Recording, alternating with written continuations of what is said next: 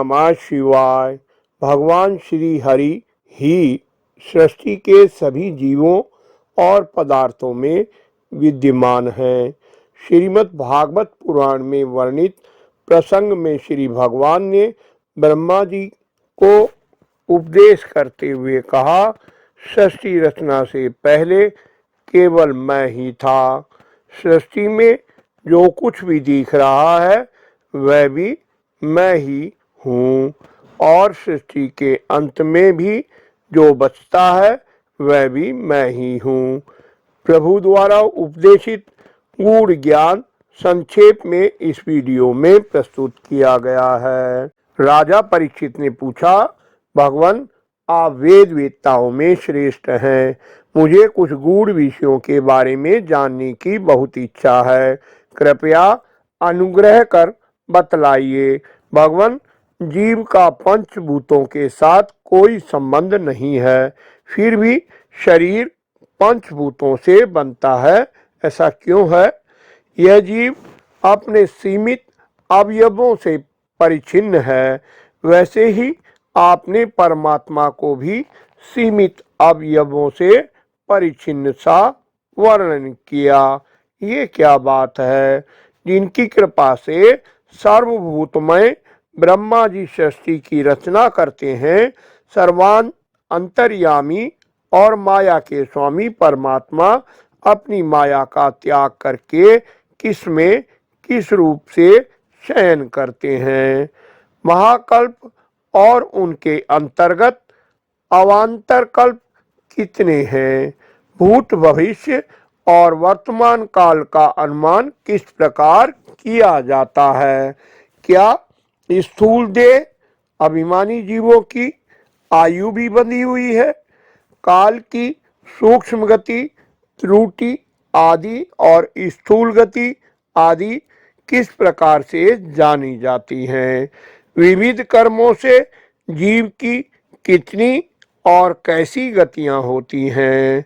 देव, मनुष्य आदि योनियां सत्व, रज और तम इन तीन गुणों के फलस्वरूप ही प्राप्त होती हैं। उनको चाहने वाले जीवों में से कौन कौन किस किस योनि को प्राप्त करने के लिए किस किस प्रकार से कौन कौन से कर्म स्वीकार करते हैं?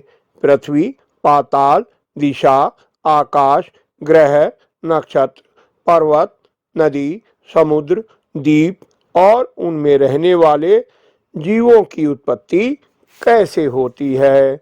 ब्रह्मांड का परिमाण बाहर और भीतर दोनों प्रकार से बतलाइए। साथ ही महापुरुषों के चरित्र, वर्णाश्रम के भेद और उनके धर्म का निरूपण कीजिए। युगों के भेद, उनके परिमाण और उनके अलग अलग धर्म का निरूपण कीजिए तथा भगवान के विभिन्न अवतारों के परम आश्चर्यमय चरित्र भी बतलाइए। मनुष्यों के साधारण और विशेष धर्म कौन से हैं? ब्राह्मण, आप मेरी भूख प्यास की चिंता ना करें, मेरे प्राण कुपित ब्राह्मण के श्राप के अतिरिक्त और किसी कारण नहीं निकल सकते, क्योंकि मैं आपके मुखारविंद से निकलने वाली भगवान की लीला कथा का पान कर रहा हूँ। श्री सुखदेव जी ने कहा, परीक्षित, जैसे स्वप्न में देखे जाने वाले पदार्थों के साथ देखने वाले का कोई संबंध नहीं होता, वैसे ही देह आदि से अतीत अनुभव स्वरूप माया के बिना दृश्य पदार्थों के साथ कोई संबंध नहीं हो सकता। विभिन्न रूप वाली माया के कारण वह विविध रूप वाला प्रतीत होता है, और जब उसके गुणों में रम जाता है तब यह मैं हूँ, ये मेरा है, इस प्रकार मानने लगता है। और जब यह गुणों को क्षुब्ध करने वाले काल और स्वरूप में मोह रहित होकर रमण करने लगता है, आत्माराम हो जाता है, तब यह मैं मेरा का भाव छोड़कर पूर्ण उदासीन गुणातीत हो जाता है। तीनों लोकों के परम गुरु ब्रह्मा जी अपने जन्म स्थान कमल पर बैठकर सृष्टि करने की इच्छा से विचार करने लगे। एक दिन प्रलय के समुद्र में उन्होंने तय तथा पै को तप तप इस प्रकार 2 बार सुना। आज्ञा शिरोधार्य कर उन्होंने अपने मन को तपस्या में लगा दिया। उन्होंने एक सहस्र दिव्य वस्त्र पर्यंत तपस्या की, जिससे वे समस्त लोगों को प्रकाशित करने में समर्थ हो सके। उनकी तपस्या से प्रसन्न होकर भगवान ने उन्हें अपना वह लोक दिखाया जो सबसे श्रेष्ठ है। ब्रह्मा जी ने भगवान के मनोहर दिव्य स्वरूप के दर्शन किए। श्री भगवान ने कहा, ब्रह्मा जी, तुम्हारे हृदय में तो समस्त वेदों का ज्ञान विद्यमान है। तुमने सृष्टि की रचना की इच्छा से चिरकाल तक तपस्या करके मुझे भली भांति संतुष्ट कर दिया है। तुम्हारा कल्याण हो, तुम्हारी जो अभिलाषा हो वही वर मुझसे मांग लो। निष्पाप तपस्या ही मेरा हृदय है और मैं स्वयं तपस्या की आत्मा हूँ। मैं तपस्या से ही इस संसार की सृष्टि करता हूँ, तपस्या से ही इसका भरण पोषण करता हूँ और फिर तपस्या से ही इसे अपने में लीन कर लेता हूँ। तपस्या मेरी एक।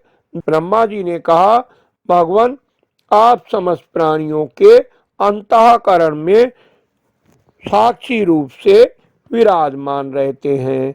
आप ये जानते ही है कि मैं क्या करना चाहता हूँ।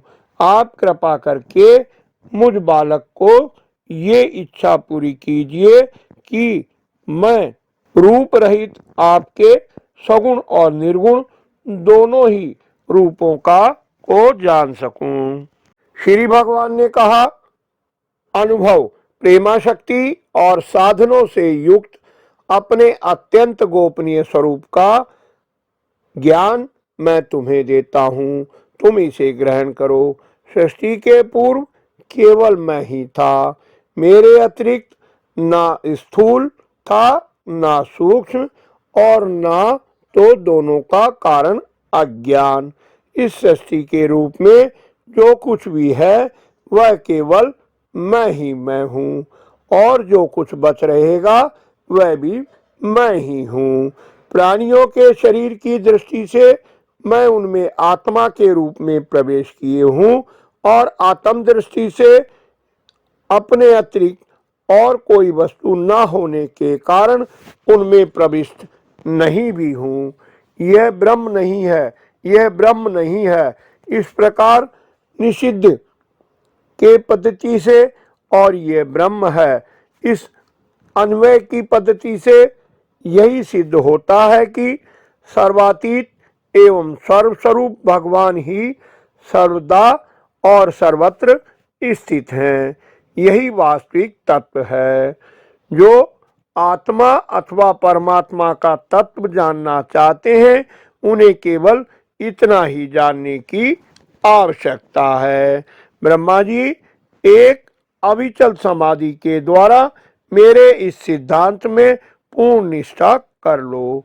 इससे तुम्हें कल्प कल्प में विविध प्रकार की सृष्टि रचना करते रहने पर भी मोह नहीं होगा।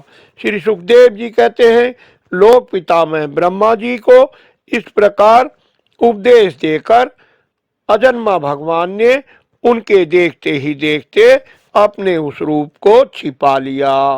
तब ब्रह्मा जी ने अंजलि बांधकर उन्हें प्रणाम किया और पहले कल्प में जैसी सृष्टि थी उसी रूप में इस विश्व की रचना की। बोलो श्री कृष्ण भगवान की जय। वीडियो पसंद आई हो तो लाइक करें, मित्रों से शेयर कर धर्म के भागी बने। निरंतर जुड़े रहने के लिए चैनल को सब्सक्राइब कर लें। धन्यवाद। आपका कल्याण हो।